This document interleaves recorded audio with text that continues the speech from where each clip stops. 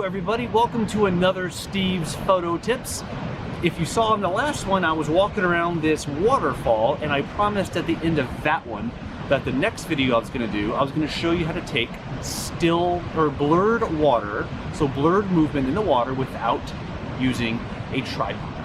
I'm not a big tripod person, and sometimes it's just not very convenient to take a tripod out with you as you're hiking. So this video, I'm going to show you how to blur water without having that camera completely steady on something like a tripod. There's a couple tips and techniques to make this work.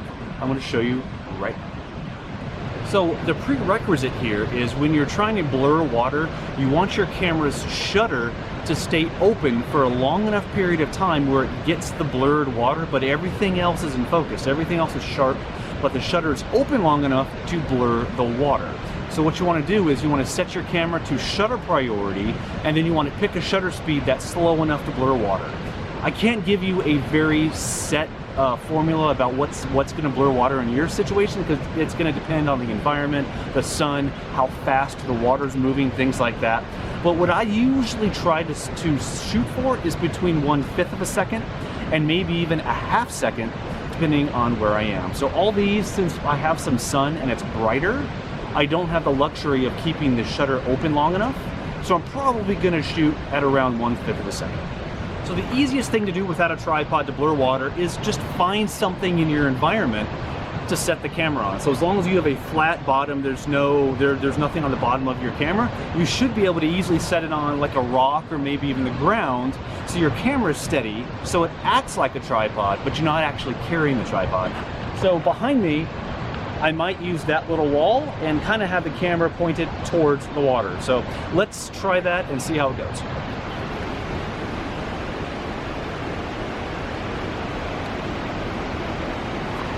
So 1/5 of a second in this case is going to overexpose the shot a little bit. I don't have a neutral density filter or a polarizer on it. That could help dull the light and enable you to keep the shutter open longer. Neutral density or polarizers, I have neither of those, so I'm just going to go with what I have here. Have the camera set on this solid piece of stone, and I have a 5-second timer set on the camera, because when you click the shutter button, sometimes that could institute some movement, and you don't want movement when the shutter is open long enough.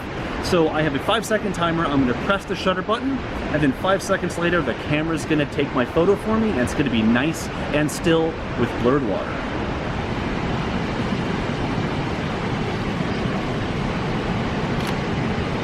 Cool. Alright, I just took the photo and it looks kind of like this. That photo was shot at 1/10 of a second, because like I said, 1/5 would overexpose the shot. So in this case, I had the luxury of having a stable platform here. Used the timer on my camera to minimize camera shake when the shutter actually snaps up. But what if you don't have something like this? What do you do then? So in a case like this, where let's pretend this stone wall does not exist here, you just have to make your own tripod using yourself.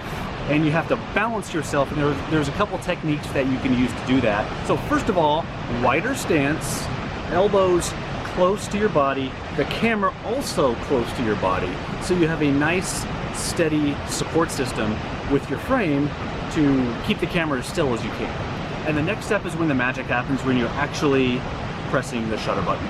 Now the timer doesn't make any difference in this case because you're holding it anyway, so just use your regular settings, shutter priority, 1/5, 1/10 of a second.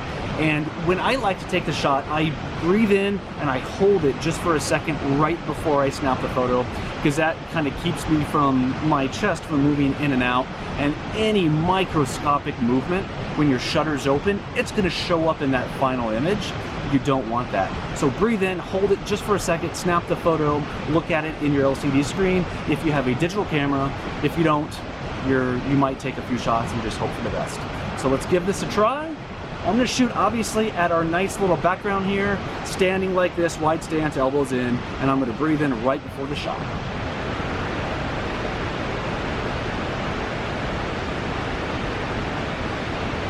And this is what that photo looks like.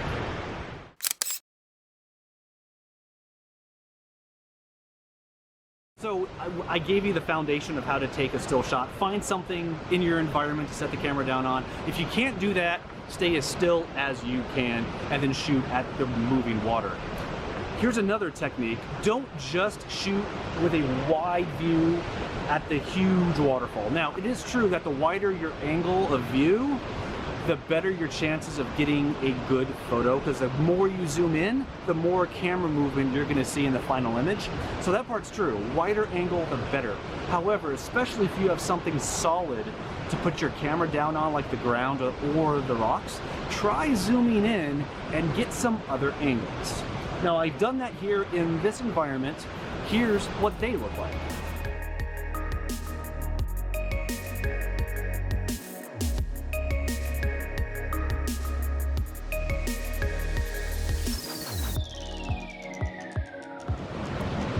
One thing I'm going to tell you, take lots of photos. It's digital. Most of you use digital. I use digital. There's nothing wrong with getting bad shots.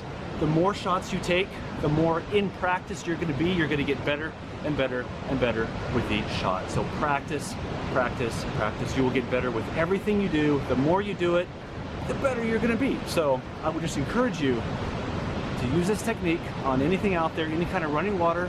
Just get into it. Try a few things, see what works for you, and see what makes you comfortable, and that's it. Well, that's it for this episode of Steve's Photo Tips, how to blur water without using a tripod. I hope you learned something. Comment below if you did, or if you use another technique, also comment below. Let me know what you use, and I'll give it a try. I guess that's it. I will see you next time.